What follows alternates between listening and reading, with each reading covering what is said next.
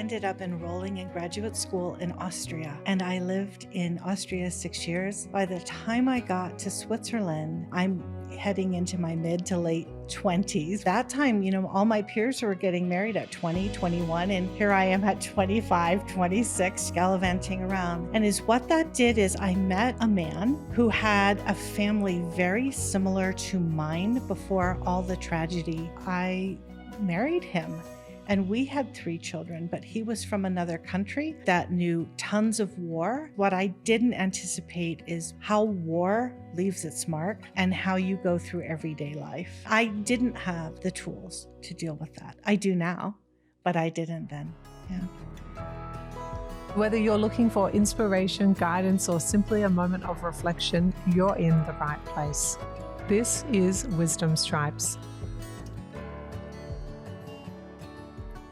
Before we dive into today's episode, I wanted to take a moment to share something important. The views expressed by my guests are their own, and they may not necessarily reflect mine or those of this platform. My intention with every episode is to create a space where we can explore diverse perspectives, life experiences, and belief systems together. I truly believe that wisdom lives everywhere, and often we find it in the places we least expect, especially in those whose experiences and beliefs are very different from our own. Not every episode will challenge you, but some might, and that's okay. Growth often comes when we allow ourselves to step into discomfort and see the world through someone else's eyes. I also want to share something I heard recently from Oprah Winfrey that really struck a chord with me. She said at a commencement speech, "People all want to know one thing. Was that okay? Did you hear me? Do you see me? Did what I say mean anything to you?" My hope is that you will try to go out and have more face-to-face conversations with people you may disagree with, that you'll have the courage to look others in the eye and hear their point of view, and help make sure that the speed and distance and anonymity of our world doesn't cause us to lose our ability to stand in somebody else's shoes and recognize all that we share as a people. There has to be some way that this darkness can be banished with light. I couldn't agree more with those sentiments spoken by Oprah. These dialogues aren't always easy, but they are so important. My hope is that this episode and all the episodes I share will inspire you to listen a little more closely, reflect a little more deeply, and keep showing up for the conversations that matter most. Thank you for being here with me. It means so much to me that you're part of this journey.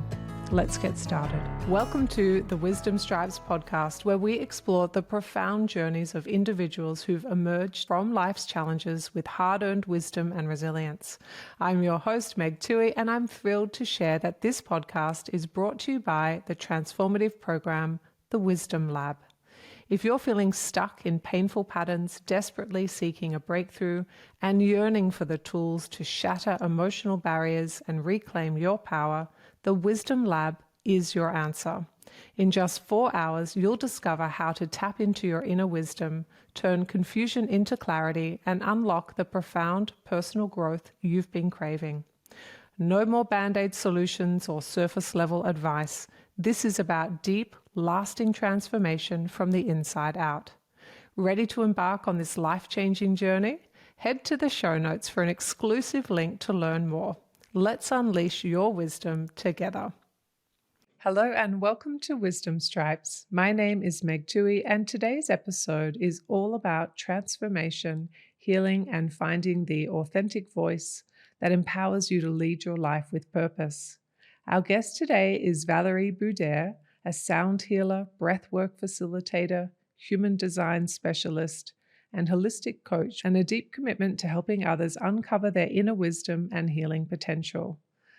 Through her work with individuals and communities, Valarie guides her clients to embrace the transformative tools of sound, breath, movement, and ancestral wisdom to heal the body, mind, and spirit. Valarie's life journey has been marked by personal tragedy, healing, and self-discovery. She has faced profound loss, including the death of her siblings, and has emerged with a mission to help others find peace, clarity, and strength through their own experiences. Today, Valarie will share how she turned her pain into purpose and how she now uses her diverse practices to help others do the same. I'm thrilled to welcome Valarie to today's episode. This is Wisdom Stripes, your no-nonsense, fierce fairy godmothers, empowering you to step into your authentic self, heal from within, and to find your true purpose. Valarie, we always start with the same question for our guests. What wisdom would you like a listener to come away with today? That they are stronger than they know, more resilient than they could ever imagine, and that all their healing, everything they need, is already inside them. They just need to discover it. So I am deeply curious how you came by that wisdom. I've lived that. When I talk to people, I often tell them I've taken the slow road to get where I am today. But I spent so many years, you mentioned in the intro the death of my siblings, but I really grieved 20 plus years. I mean, full on tears, just never not thinking about that moment in any given day. And then somewhere along my path, I met a therapist who said, you can change that story. It doesn't take away that it happened, but if you stop grieving, it doesn't mean that their death wasn't meaningful. And I think that was a real pivotal moment for me. And I go, I can? Somebody gave me permission to change my story. And then my next question was, well, how do I do that? And then that was a 7-8 year journey with this therapist that got me really through that. It is an interesting and beautiful idea that the grief can alleviate itself and the loss is still important. It's like you can uncouple those two ideas and they can feel kind of fixed. It felt very fixed. Yeah. It was like, if I don't grieve them, then they will be forgotten. Their death will have been worthless because we were all so young. We were all in our 20s. And so, it was, I was actually 19. My brother was 21, a sister was 23, another sister was 26. So it was just really, it was just like, if I don't remember, if I don't hold that space, they will be forgotten. They would have lived for no reason. And this therapist just said, because I was really depressed, and I just said, I'm tired of crying all the time. Can we give me something to stop crying? And she goes, well, I'm going to give you the power of the pen. We're going to restore this. And she goes, we're not going to restore you. We're going to restore you. We're going to tell a different story. And I thought it was mind-blowing, that moment. I wonder if you could share with us, and I know it took a lot of time to build this from within, but perhaps you could share with us the way in which you restory something. So how do you hold the centerpiece of the truth of what happened and have access to a different perspective or a different internal arrangement? Yeah. So one of the first things that we did was honoring each person and their life. And I went through, everybody's going to do that, what's different for them, but I made memory boards for each one of them. I held a ceremony for each one of them.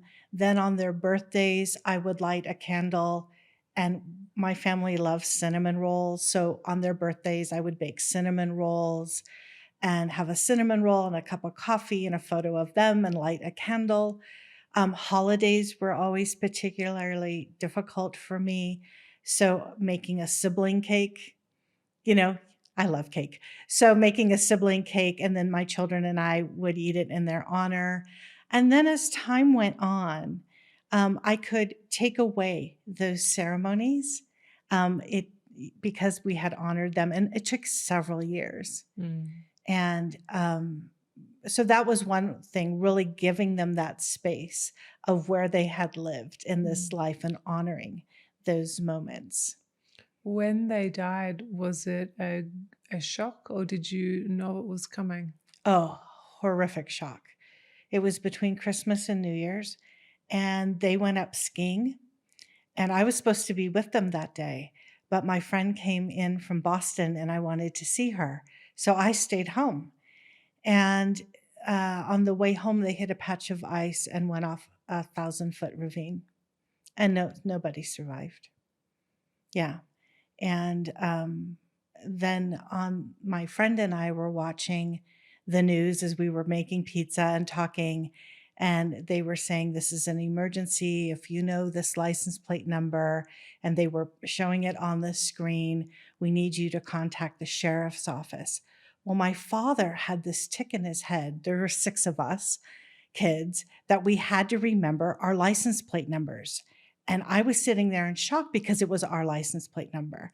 So my parents were out playing pinochle with their friends. And I called over at the friend's house and I said, I have to talk to my dad. And I said, Dad, there's this report on the news and our license plate number came up. You have to call the sheriff's office. And then about an hour later, my parents came home and the sheriff actually came to the house. And we were told what happened. And it was just it was shocking. But then even what was more shocking was my parents' reaction to it, which is part of my not grieving or not completing my grief cycle. And that was after the funeral, they didn't want to speak about these 3 people ever again. They took all the photos off the wall and boxed them up. And in fact, I have those boxes of photo in my basement in the house. And it was just like they never existed. And, I can't imagine losing a child. God, may I never have that experience. I can't imagine losing 3 children. Like, that's a lot.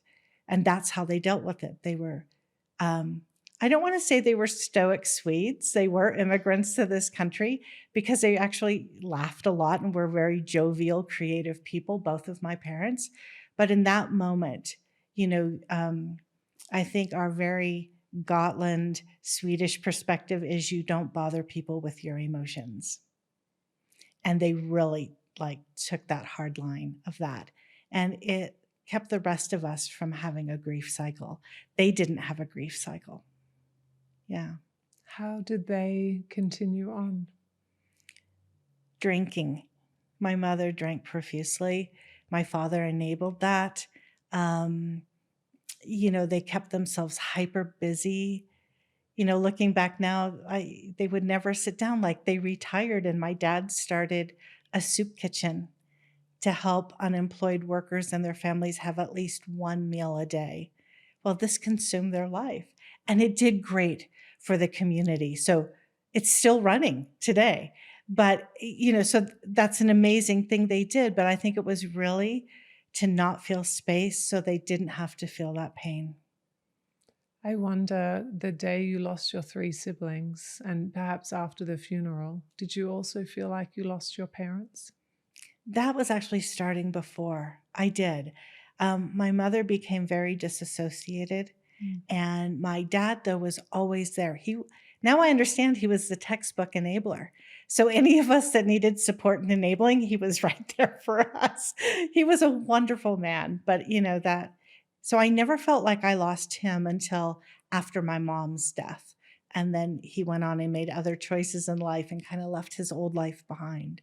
But my mom, yeah, she was gone. What was it like to have that sense of, I imagine, and correct me if this word's not quite right, but the emptiness, the voids where there used to be a family and then 3 siblings and a mum is still here but not here. Mm-hmm. What's that like? I pulled a geographic.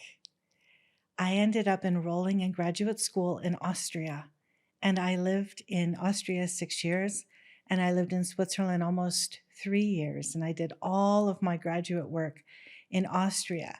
By the time I got to Switzerland, I'm heading into my mid to late 20s, which isn't old by any means nowadays, but in that time, all my peers were getting married at 20, 21, and here I am at 25, 26, still gallivanting around. And what that did is I met a man who had a family very similar to mine before all the tragedy, death, and sorrow hit. And I married him. And we had 3 children, but he was from another country, a country that knew tons of war, and being around immigrants to America was not a new thing for me. My parents were both immigrants, my grandparents were, our whole community, all of us were like firstborn in the United States. So that was just something that was normal for me. Is what I didn't anticipate is how war leaves its mark on your psyche and your nervous system and how you go through everyday life. And so, though I married into a family that was quite similar to mine, they were all greatly impacted due to decades of civil war. Yeah. And I didn't have the tools to deal with that. I do now, but I didn't then. Yeah. No. How could you? Yeah. Because you have the distinct advantage now of time that has passed since those years where those experiences happened. And with this vantage point, looking back, sort of like a 10,000-foot view, can you see patterns of similarity between the person you married and the family you had? Very much so. And it all stems around the narcissistic spectrum. And I think it's really important to say that narcissism is on a spectrum. You can have somebody who has narcissistic tendencies, but they are not a narcissist. So my mother had narcissistic tendencies, and my husband is a full spectrum narcissist. And so is what that did. I can see those patterns, but then I can see what roles I played in that. So I was raised in a narcissistic family system. I was the golden child. And then I married into a narcissistic family system, and I was the flying monkey. What does that mean? It means that I aid and abet and enable the narcissist. So you were able to play both your dad and your mum? I never played my dad, but my mother, I was the golden child in my birth family. Yes. And there's a rule, you're only ever as good as your narcissist. And so everybody in a narcissistic family system is always going to be trying to make the narcissist happy. Because if not, it gets really noisy in emotional ways, deregulation of the nervous system, not feeling safe, all of those ways. So in my birth family, I was the golden child. But I got to see my siblings play the other role, like the scapegoat and, the sibling spouse, or there's all these roles that are played, and everybody must play their role. In my marriage, my husband was the narcissist, and then I was the flying monkey. Like, think of the Wizard of Oz, and the flying monkeys helped the Wicked Witch of the West. So a narcissist always needs an enabler. And in a family system, everybody's the enabler, but there's so my bidding was to make everybody else do what would make the narcissist happy, so he can be happy and life can be calm and quiet and good. However, somebody on the narcissistic spectrum never hits that place of happiness. And if it is, it's for a nanosecond. Like, you better take a picture of it. It's fleeting. Their nervous system needs that hit, that chemical hit from their brain of dissatisfaction and people coming to make it better. And, I think, just not to beat up on narcissists, they are in the place they're at because they have suffered horrific trauma as a child between birth and 5 years old, usually. It may be even a little later, like to 7, but we know it's in that 7-year gap. And so I don't want to beat up on, the narcissist is bad. Oh yeah, they'll wreak havoc in your life. But then also through the help of therapy, looking at them as my greatest teachers. Because I saw, as being an enabler, that I couldn't even hear my own voice. I didn't even know who my own voice was. I was so busy making everybody else happy. So, I think it's been a hard road of learning, but they were great teachers. I think when you've had a pain body that is full, there is a great amount of opportunity within that pain body to alchemize that pain and to turn it into a form of power. You can have enough energy from that level of pain and enough reason to go and figure it out. Yeah. So that you get some ease, you get some comfort. And I guess that is what is how, let me say that again. I guess that's how it served you. Is that right? Or would you add to that? No, that's exactly how it served me. Then coming to the point where I could say to myself and allow myself to say, you know what? You can take a break from this. You can go and see if there is a voice in that head of yours. Because I was hearing everybody else's. Oh, this person needs their dry cleaning picked up and their meals made. And I need to call their sister to make sure they're obeying the rules and, all of this. And it was like I was living 5 to 15 people's lives for them. So I developed this phrase, it's a little graphic, that I say, everybody gets to chew their own food, because I felt like I was living 10 people's lives for them, and it was exhausting. So I really got to that place of exhaustion. And as our kids were growing up and becoming adults, the culture that their dad is from says, no, your father still makes all the decisions for you.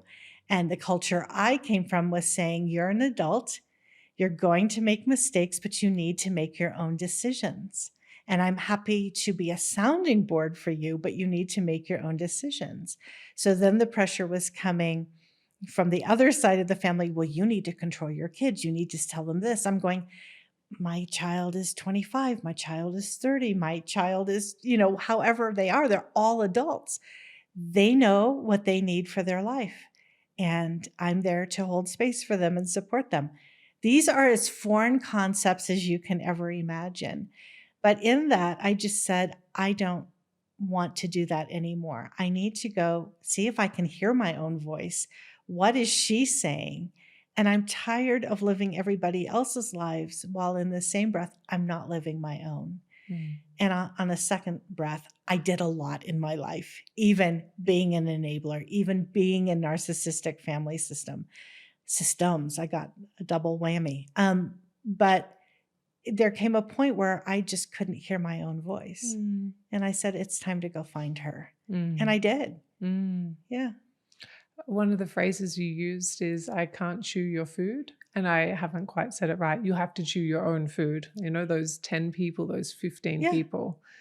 I couldn't help but wonder, you were raising a family probably around this time as you started to come to that realization. And I wondered whether you were overly responsible for your children, whether you had to do some interruption of your own patterns into your kids to pull it back, or if you had already managed to figure that out and you were able to parent differently. It's an interesting question, because their dad is a surgeon. He was home. He was never home. So when it was me and the kids, we had this one set of rules. And then when their father came home, we had those set of rules. Well, my rules were lived the majority of the time, and I didn't overparent them. There could be some topics that I overparent on, but as they grew up, I just put my hands up and said, you have to figure this out. And I know you can. I would always give them that push of confidence saying, you can do this. I know you can, but you have to do it. So I didn't overparent the kids. We had a great time, raising them. We had a great time. We were a very creative family, and I had a great time raising them, and they've turned out, all 3 of them, to be amazing adults. So I didn't overparent them. But then I'm a people pleaser by nature. And so I wanted all of this other side of the family to be happy. And they just don't have an enough button, so it was always one more thing and one more thing and one more thing. And when I pulled back, that was really interesting. When I pulled back, and I even said, I need to go off and find my own voice. You're going to have to take care of yourself. Well, of course, they're not going to claim responsibility, which they did not. And then I needed to be put in a new role which is I have betrayed them. I'm an outcast. And, as you're healing from narcissistic family systems, there comes a point when you go, that's fine. I don't care. Because I'm just happy in my own stabilized nervous system and everything I'm creating in my life and helping others create in their lives. And it's just like, you do you. You're on your journey. You'll either figure it out or you won't. Yeah. I feel like you have articulated that very beautifully. And as I hear you step through that, I understand how much work goes into being able to say those sentences so fast. So if you're listening at home and you're like, oh, well, that's something that resonates with me, that's something that I need to walk through, it's not something that happens like this. No, there's a lot of mental activity, and you're almost asking those people to give you permission to go off and find yourself. But that won't benefit them, so they will never give you that permission. So then comes all the shadow work around boundaries. And, because we can't set a boundary in the first place, we're really looking at the journey of self-worth, self-esteem, deservingness, and what are we deserving? And all of us deserve the very best in this life. All of us deserve to be autonomous and get to be in community and get to be in family. But we're really programmed that if you're a people pleaser, you have been programmed that everybody else's happiness is way more important than your own. And that is a lie. That is an absolute lie. But to get to that point, to see that, it's a lot of back and forth. There's a lot of inner turmoil. It is not easy. You have some specialist modalities that you've honed over the years and that we are in your premises. We're in Mongata, which is in Santa Fe, and you've generously lent your studio to me to record the next few days of podcasts. So I'm in your epicenter where you do healing work with clients. Why don't you tell us about the modalities that you use and maybe how they link to your story and how they helped you build yourself into the version of who you are today? Yeah. So sound is my thing. I've lived a life in music and sound. And it really started way before Mongata. It started really in the early 1990s, where I would make mix tapes for people, mix CDs. I'm dating myself horribly. Do you remember them? Of course I do. And so, like I said, my husband is a surgeon or was a surgeon. And so I would make mix tapes for his patients. So listen to this 5 days before you go to surgery. And it was all this different classical music, but very well monitored, to bring your anxiety levels down, your blood flow circulation down. Then there would be another CD or cassette tape during surgery. And is what people aren't aware is that surgeons will listen to like hard rock, they'll listen to the football game. I mean, it's a lively theater in there. But I'm going, that's not what the patient needs. And the patient actually needs to be hearing sound in low range frequencies. So everything is slowing down, everything is expanding so that their nervous system can process this procedure. So I made mixtapes like with Bach cello concertos and, just very slow, low music, Raphael, and like this whole playlist. Then when they would be taken to post-op, the nurses would play yet another CD that would be stabilizing them, bringing them back from anesthesia. And, my husband started noticing that his patients were healing like 35 to 40% quicker than the other surgeons' patients who weren't listening to the music. So then other surgeons started taking my CDs to play for their patients pre, during, and post-surgery. So I got all of that from a lovely teacher named Don Campbell, who wrote the book, The Mozart Effect. And he was a music therapist in Colorado, and I would go and attend his weekend workshops. So that's where I got that whole idea. And then I was your piano teacher and a composer and all of that. So then circle around about 2013, 14. My eldest daughter was living in New York City and she wanted to learn how to teach yoga. She was in the fashion industry, but she loved to do yoga. So she studied yoga. It took 6, 7 months. They'd meet every weekend. And part of her training was they had sound healers and people to play for your yoga sessions and to do nada yoga, which is the yoga of sound. And she emailed me, she goes, Mom, these are your people, you must meet these people. So when I went to visit her in New York, I met with these people. Well, they were all in academia in like Columbia University teaching music composition. And they had been researching the effects of sound, music, and healing for years, to the point they left their tenure positions at these amazing universities and they started their own sound healing therapy school. And so it was part-time residency. I'd go and live in New York City for 3 weeks at a time. And then I would come home and practice on people and read and write reports. And I did that for 3 years. And so for me, it was a full circle moment. Being a musician, especially a classical musician, is highly intense, highly competitive. You always have to keep your chops up. And it's not the life view I currently have, which is more, it's really like the sister wound on steroids, being a professional classical musician. So it was this moment for me where I could leave that behind and I could be of service. As we age, especially as women who are aging, there comes this point from 50 and beyond where we are in service to our communities. So I can take this lifetime of a love of music and that I had already used music as healing to then move that forward.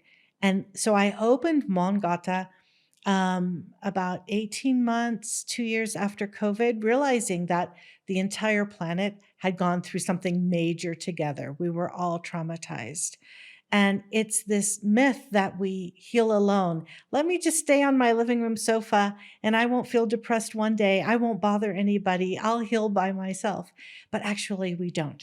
We heal in community, and we have a beautiful community here that really, I think we've morphed from healing into expansion and creating the lives we want to live and co-creating and being of service. So that's kind of the short story of Mongata and sound and how that all happened. Because of Mongata, and also in my various trainings, I attached to the breath. And even when I was studying sound therapy, we had entire weeks of studying the breath, and there's so many different modalities.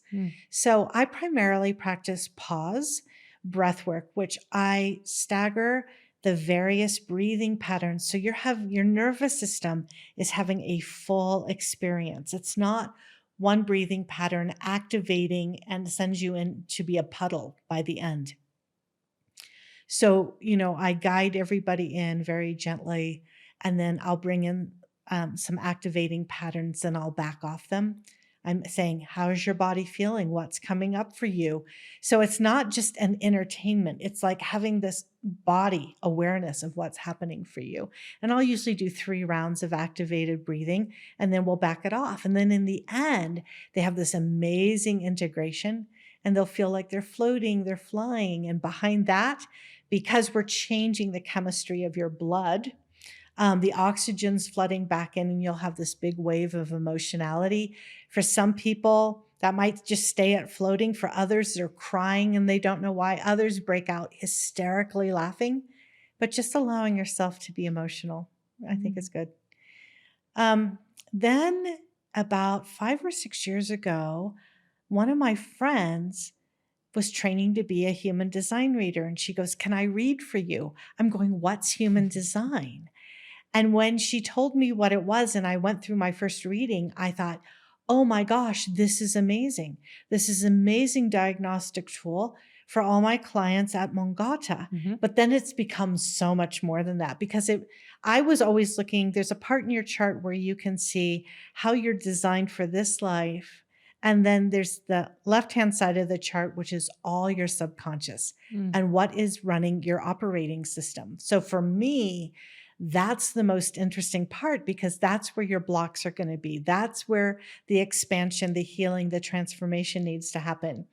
I'll say a vast majority of human design readers never look at that part of the chart. It's too scary and they don't know how to deal with it, right?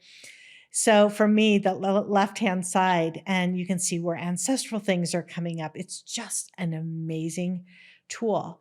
But as I started working with my own design and my life morphing before my eyes and watching all my friends, colleagues, family members, the same thing happening for them, I thought I need to look at the whole system and not just the left-hand side of the chart for a diagnostic tool. So I studied to become a transformational coach in human design, and the impact it's having on people, because they're living their authentic selves. They're living exactly how they're designed to live energetically. We've formed a beautiful community here. We meet like one Saturday morning a month, and we just take an aspect of the chart. It's huge. Human design is huge system. And we're all just kind of sharing where we are in our process. And it's just been this lovely community that's just popped up, and all of that. And yeah. I love that. Thank you for sharing so much of your journey and so much of your healing. And now I'm wondering how the two intersect. How did sound support you? How did human design support you? And when you're working with clients, are you doing so using your known wisdom or also using your learned wisdom? So it's some kind of combination. Yeah. For sure, it's a combination. I'm highly intuitive. And so I'm oftentimes, as I'm looking at somebody's chart, I'm already feeling what's going on for them. And then it just gets validated when I look at their chart going, okay, you're an emotional being. You're an empath. This is what an empath is. How does that feel for you? And they'll start recounting everything coming up for their whole life in that vein. So it really validates them. For me, music has always been the thing. So even when I was a little baby, like 18 months old, I'd put my whole body against the soundboard of the upright piano when my sisters would practice. And so sound and vibration has always been where it's at for me. And, think about it. There's these songs that we listen to that can make us cry on a dime, or that I feel energized, and you just put them on. So I would say I use music in that capacity. Playing my instruments, piano especially, is exceptionally healing for me. All of these instruments aren't just instruments. They are sound healing instruments, so they have a certain specification to them, but they've become dear friends. Like, I even dream about them. That drum over there, that Rav drum, has appeared in my dreams several times, just singing at night, the various tones it can make. And so I really have a relationship with these instruments, and we work together collaboratively to help people, as I work collaboratively with anybody that comes to Mongata to help them create the life they're wanting to see for themselves. Breathwork has been a challenge for me. I facilitate it. I love to facilitate breathwork. And when I do breathwork, I hit this wall. And I always share this with people in case they're going through it also. There's this safety catch in my brain that won't let me go beyond a certain point. And till this moment, I've never been able to go past that wall. So some people might use holotropic breath to get that psychedelic effect.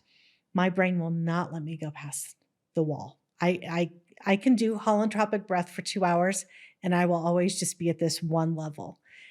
So I use breath work to expand my energy field. So if I'm going to do a meditation that has visualization in it, I'll be able to go very far and hold that because I've done breath work first.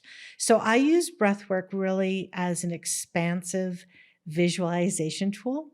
And I don't know that it's released trauma for me, but I have other modalities that have. So you have to really find the modality that works for you. There isn't a one and done, that one modality works for everybody for everything. Everybody's very specific. Yeah. I'd love it if you could talk to us more about the concept of an extension of self. So your drums, your instruments, they sound like an extension of you, like it's you being able to go further, you in collaboration with an instrument. It just sounds quite magical. Could you talk to us about what it's like to be bonded to an instrument and to work together in the service of good for others? Yeah. So the first thing is your perspective. So do you look at the instrument as an inanimate object that you have to play the right notes on or the right rhythms on to be perfect, to get the good performance and make your audience happy? That's one view. And I had that view for many years with the piano, that perfectionism was a real thing.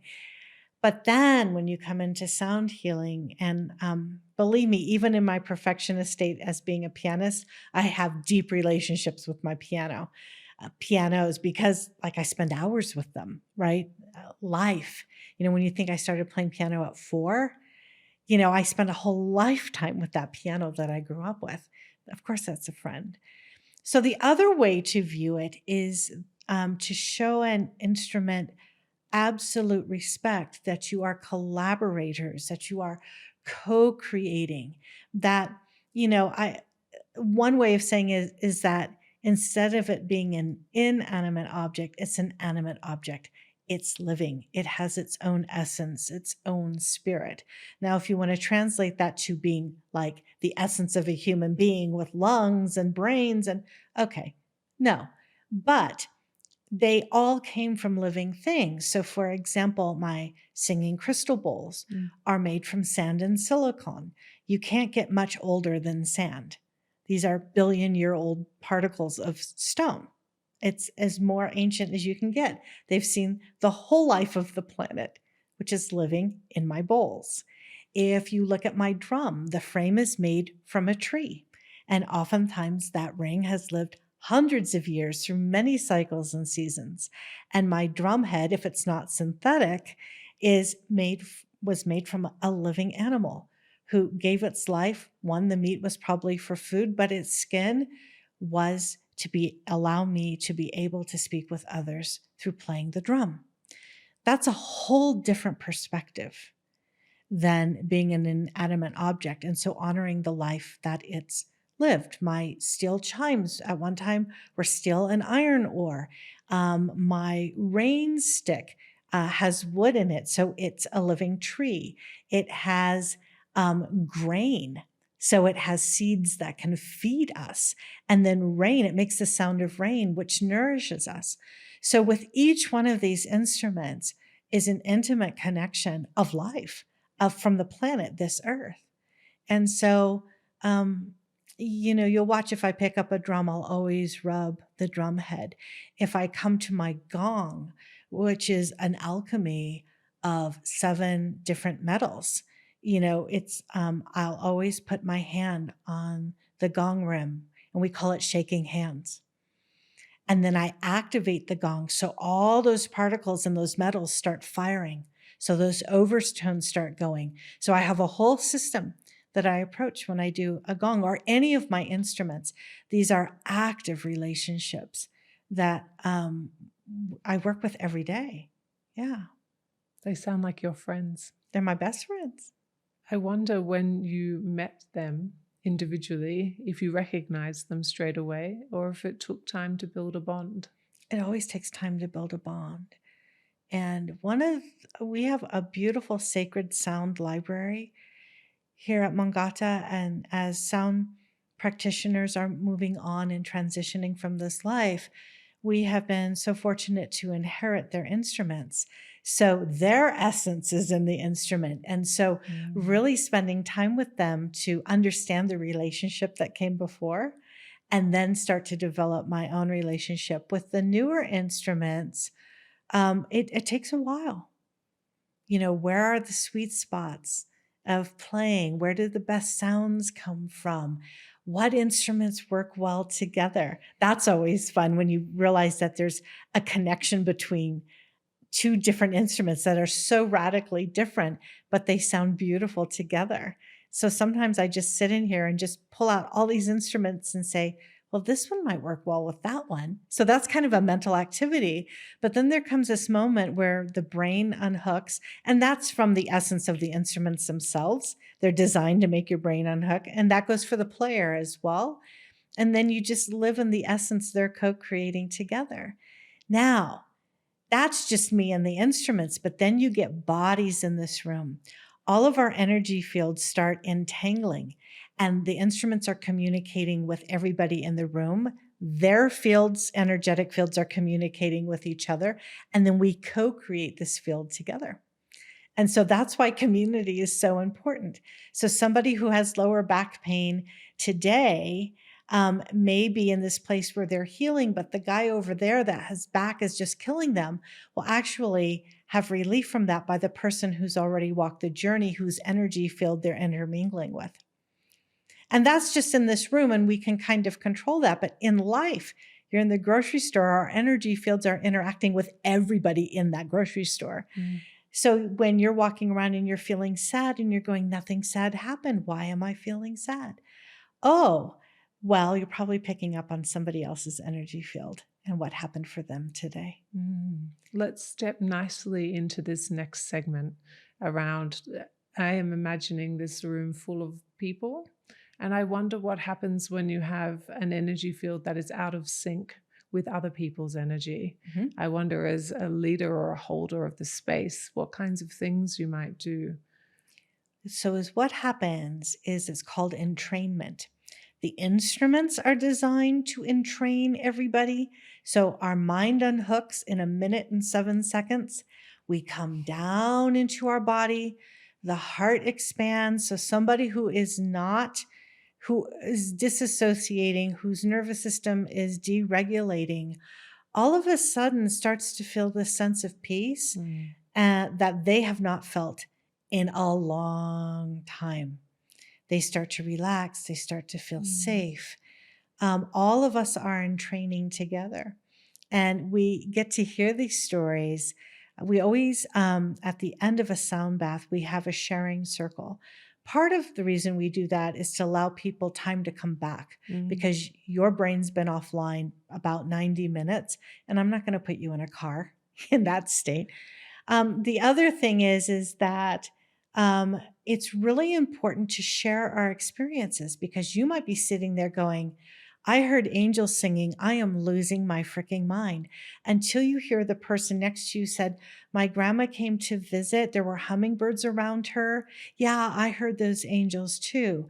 And then people start realizing that we have had a community experience.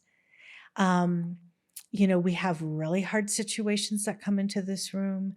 People come into this room in grief. Their child has OD'd on drugs a week ago, and they just haven't slept, and they just want to try something to relieve their pain. For that moment, they can get out of the head and they can find some rest. But then we talk further, and we say, well, how can we support you in your grieving process? And this is really an important topic for me, since I sidestepped my own grieving process and helping people with that. So the other important thing that we do after I close the circle of the sound bath, the sound healing, I invite people. I say, we practice the art of lingering here. You just spent 90 minutes with all these people. Take time to say hello, learn their name. You don't have to rush out of here.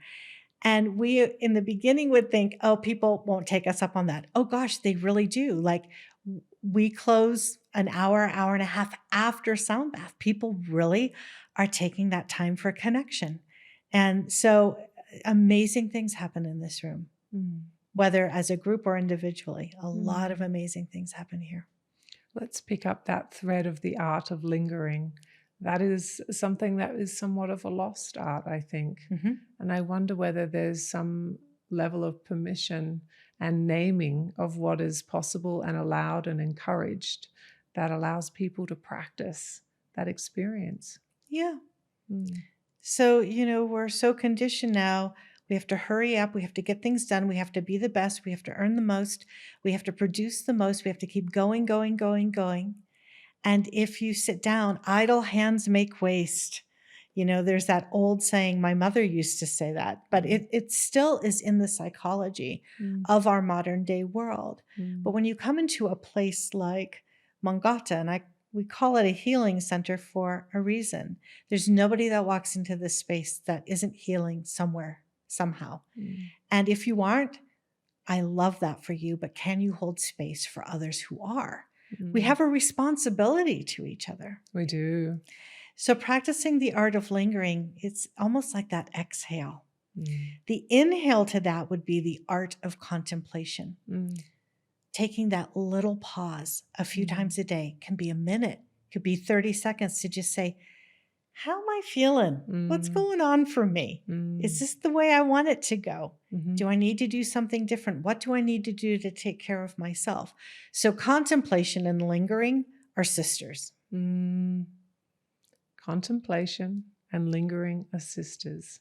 How do you see the relationship unfold? It feels like a figure eight to It me. is. It's absolutely a figure eight. Could you talk to us about that? Right. So what if you set a timer on your phone to go off at 9 a.m., 12 p.m., and 3 p.m.? And it goes off, and for 1 minute you sat and did nothing except contemplate where you are right now. That's it. How am I feeling? How's the day going? It's not about what you need to do or what you need to do for others. It's just taking a pause. I'm going to sit and watch this hummingbird at the bird feeder. I'm going to sit and just drink water for 1 minute. I'm not going to look at my phone. Nothing's coming in. Nothing to do here. Nothing to fix. We're talking 3 minutes a day. Can you allow yourself 3 minutes a day? I wonder what the yeah buts might be. This is one of my favorite segments of this podcast. Yeah, but Valarie, you don't understand. At 9 a.m. and at 3 p.m., that's when I'm on the school run. Yeah, but Valarie, you don't understand. I don't actually have time and space to do that.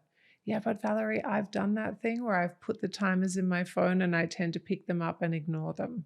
Yeah, but Valarie, that sounds like something that works for somebody else. That's probably not going to work for me. So how can it work for you? That's when I turn it around. Those yeah buts. Okay. So when can it work for you? Is it 6 a.m.? Is it 1:15 p.m. when you normally take your bathroom break at work? Could that be included in that? When can you take 3 minutes, not at one time, in your day for you? Are you worthy enough for a minute 3 times a day for you? How about this? Yeah, but Valarie, all right, I can do that. I can move where you're asking me to move. Yeah, but I don't know how to do that. What do you mean just sit there? Yeah. What does one do when one is sitting there? Exactly. Or yeah, but I don't have hummingbirds, Valarie. Do you, where in nature, like can you go put your feet on bare grass? Oh, that's nice. Yeah, that's nice. So it's not one more thing to do in the day. It's one more thing to undo in the day. For those of us who have had children and we have to feed them, I loved breastfeeding my babies because it was this excuse to do nothing except feel that warm body against mine, and they go to sleep and they're, milk coma, and nobody expected anything of me. Oh, she's feeding the baby. And so when we come to pausing a couple times a day, it's almost like that, where you are expecting to have this space for yourself to let come through whatever needs to come through, to release any anxiety or fear you're having in your day, to just say, I need a little pause.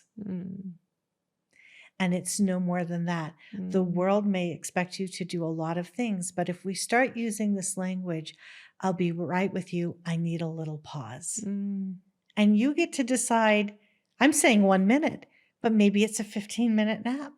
Mm. Maybe you just need to sit outside and hear the trees rustle and drink mineral water. Mm. I'm taking a little pause. Mm. You know, I might take all of that and add something. What if we add a phrase to all of that? Because I don't want to take away any of that. What if we get to undo something by being?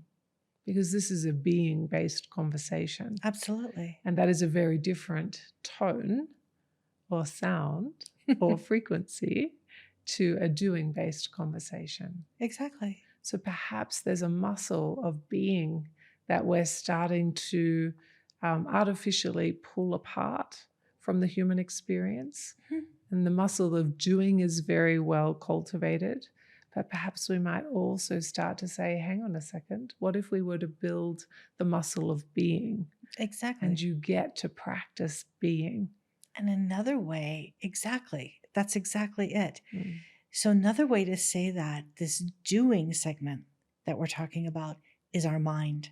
Oh, yeah. The being segment is our body, which is heart-centered. It's like we drop. And we need them both. But we've been trained in our societies to put the mind first. The mind is the all-powerful, and to ignore the body. But actually, the way we're wired is our heart also has a thinking center. So it needs to be the heart first. What are you feeling? What's needed in this moment? How do you need to be in this moment? Then send that communication up to the brain to tell it what to do. We have it reverse. So it's a wiring, if you will. An opportunity to practice a different organization of self. So we're not getting rid of anything. There's nothing wrong with doing. Nothing's broke here. You are beautifully constructed, and we're just wondering what it might be like to work with another part of you. Right. So a lot of times people come in here and they are feeling broken. We've all had that feeling in life. It's part of being human. But we aren't broken. There's nothing to fix here. Actually, is what we're doing is remembering what it feels like to be whole. And that's taking off of the armor, those chinks in the armor that we have, and allowing ourselves to be whole. And nobody talks a lot about that. And there's not a lot of instruction with that. But contemplation or pausing is part of that. And it's sister lingering to say, hi, I've just spent 90 minutes with you. I'm Valarie. Oh, I'm Anne. Oh, great to meet you. And then you start finding out that you know people in common and that, oh, I know so-and-so's mother. Oh, that's your mother? I didn't know that was your mother. You know, Santa Fe is a very small town. And so then people start coming back together. We've had whole groups of people that come here just for the summer. And then they like to go where it's sunny in the winter. And then they all migrate to the same town in Arizona for the winter. So Mongata's down in Arizona this winter and continuing to do the things they love here, down there. And so, you know, it's just amazing things have happened when we take this time to pause, to see our state of being, what we're needing, and to linger, to create those connections with people. I can see and understand all that you have cultivated and built here and allowed here. I wonder if you might talk about the version of you that you needed to grow into in order to design and hold and cultivate and flexibly grow and shift and move with what Mongata needed from you in order to provide this space for other people. I think on its elementary beginning levels, I knew what I needed to do in my head and how to create the space and what instruments needed to be here and what we needed to offer. But as it has unfolded, because, you know, it's just not me creating community, it's us co-creating community, to see the community is healing. The community is growing and unfolding organically and creating the lives they want. And they're doing that by seeing things differently. For my own journey in this space, it's also continued to be a healing journey for me, because I think this might relate to a lot of people. It's this journey of self-worth and this journey of being enough. Are you good enough? Are you doing enough? And taking that out of the head and going, just be, just be. And I have to say, that's a journey that's still unfolding.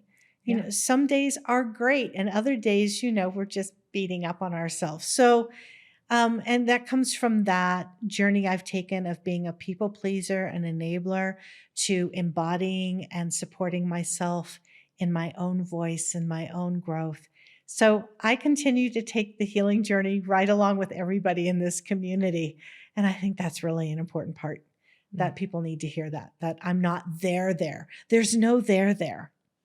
You never get it done? No, there's no there.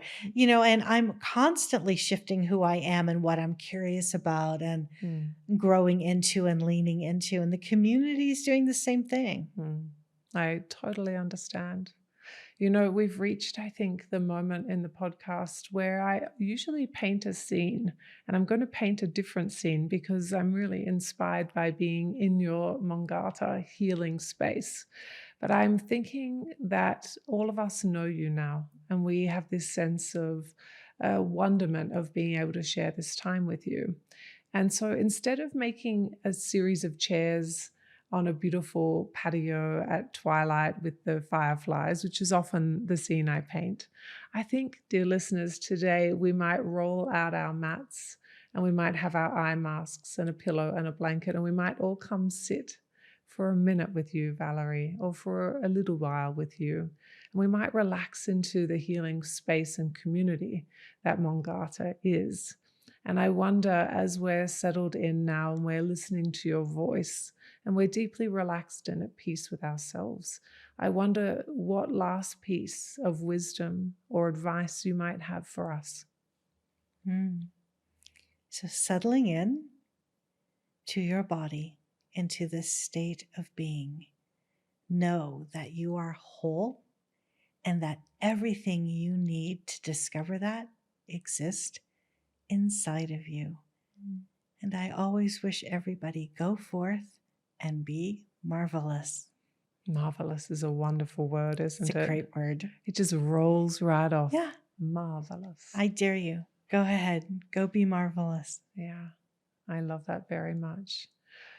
Thank you so much for being here with us. What a joy of a conversation this was. Thank you so much, Meg. I love having you here, and I've loved our conversation. Yes. Thank you for being so open and sharing all of you. It feels like we really got to know you, and we really got to feel what Mongata stands for, which of course is part of your creation. So we got to know you as well. Thank you. I'd like to thank Valarie Budayr for joining me today on Wisdom Stripes. In today's episode, we explored Valarie's powerful journey of healing, transformation, and finding one's authentic voice.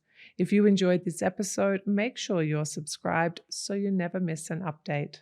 You can connect with Valarie on Instagram at Valarie Budayr or visit mongata.org to learn more about her work and healing practices. You can find me at Meg Tuohey Official on Instagram. Thank you for listening to another episode of Wisdom Stripes. I hope you gained a little wisdom today. My name is Meg Tuohey, and this is Wisdom Stripes. Thank you for listening to this episode of Wisdom Stripes. Follow me on @Meg Tuohey Official and leave a comment and review. I'm looking forward to meeting you here next time on Wisdom Stripes.